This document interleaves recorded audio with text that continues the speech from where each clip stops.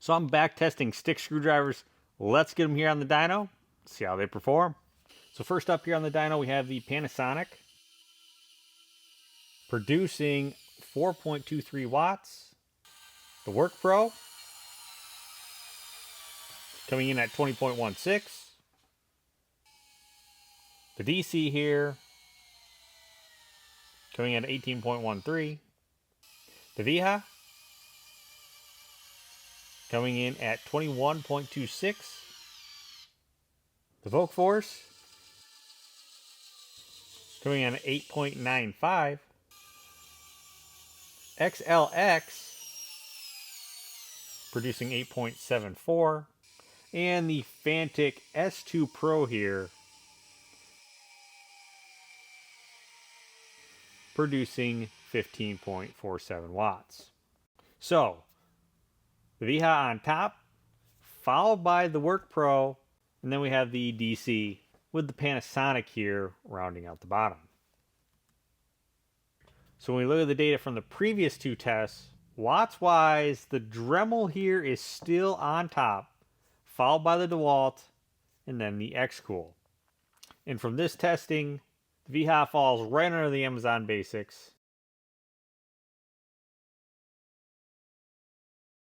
You'll notice that overall, the Panasonic here comes in last, even below the Black & Decker.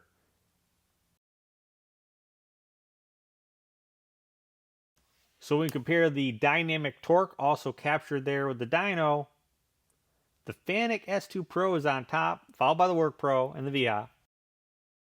The Workforce here coming in last. And when we compare these to the previous two tests, actually the Fanttik S2 Pro here comes in third place, right above the S1 Pro. And rounding out the bottom is the Workforce.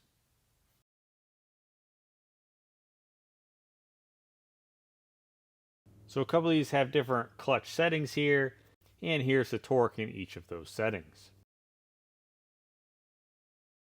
Along with the hard joint max torque.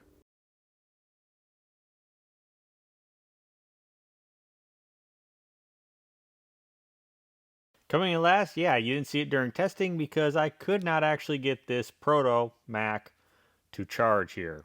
So yeah, this will have to go back and I'll try to pick another one up sometime down the road so we can test that. But overall, it does come in this nice case here with a large assortment of specialty bits. Panasonic, yeah, horrible performance there. Locking collet, but it is not quick insert. You have forward and reverse, charging indicator, and a micro USB port. And it's also made in China. Of course, it comes with a charging cable there, and an interesting assortment of bits here with these extra long ones. Now it is overall quite a bit shorter than the Vessel here, so if you are looking for something more compact, that would be the only reason I think you would look at picking this up. The Workforce, locking collet there, which also is not quick insert. Plastic here is textured to help to provide maybe some more grip. Two LEDs there, forward and reverse button, along with your battery and torque setting button. So just a simple hold. It'll flash. And then we can cycle between those three torque settings. USB-C port, hanging loop, along with another tethered connection spot here. Comes with that charging cable. Your normal small assortment of bits here on a carabiner. A little bit shorter there in comparison to the Vessel, but overall quite a bit bulky there on the end. The Wiha, magnetic collet on the end there, LEDs on the face, your forward and reverse. Then you have two speed selection actually here. So yes, the torque is different between the speeds, but unlike some of the others that have different torque settings, here we actually have a different speed setting as well.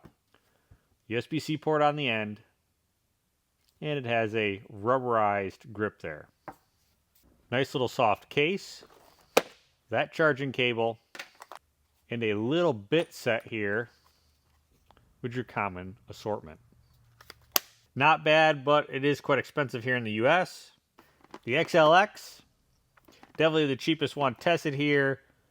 MSRP of $15. Magnetic collet, little LED light there, like the Panasonic, your forward and reverse, your battery indicator, USB-C charging port, and a little ring here on the back.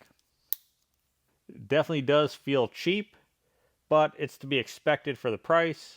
I was, however, surprised that it came with this case with a small assortment of bits and that USB-C cable. And it is a little bit smaller than the Vessel here. So overall, if you're looking for a cheaper alternative, this actually might be something to consider looking at the performance there. The DC, magnetic chuck there, 2 LEDs, your forward and reverse, 3 settings, simple adjustment there with the button, USB-C port on the back, and a tether connection. Also comes with this small case, the USB-C cable, and a very small assortment of bits here.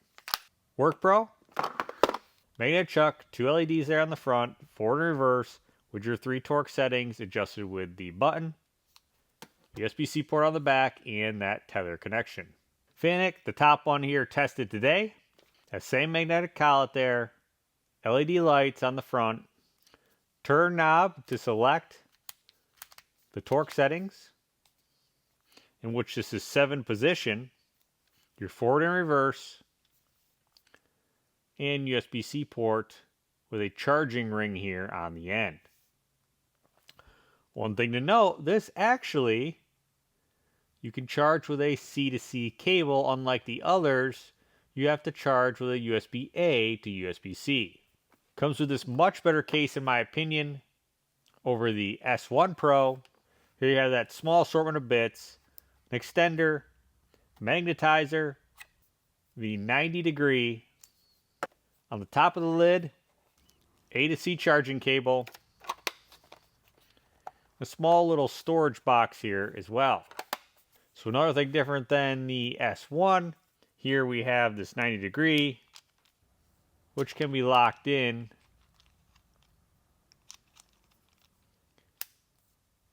in 4 different positions there. So definitely could be handy in a tight situation. Now battery charge time, this is something the Panasonic actually wins. Followed surprisingly here by the Wiha. And then of course we have the Works newer generation.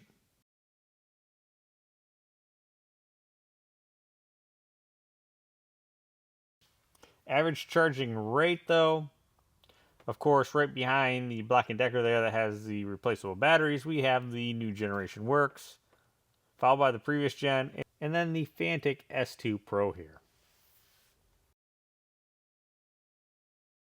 While the Hart here, again, stays in last place. Battery capacity based off of charging, the X-Cool is on top, followed by the Bosch and the new generation Works.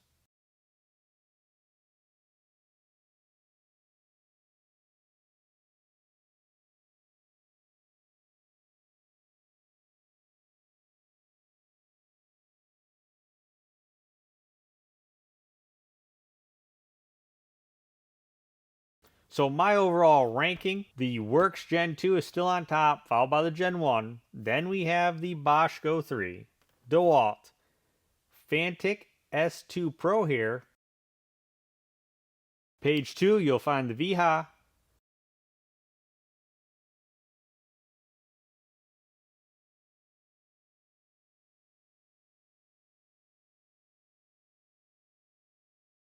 So there you have it, some interesting results. The Fanttik made it into the top 5 there. Definitely something to consider when you're comparing this to the Works or the Bosch. And the Amazon Basics to me is still a pretty good pick if you're looking for something a little bit smaller than those. And again, I was quite shocked, of course, by this XLX.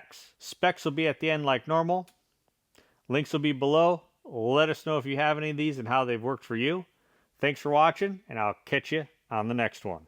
Specs-wise, we have the brand, the model, and the MSRP.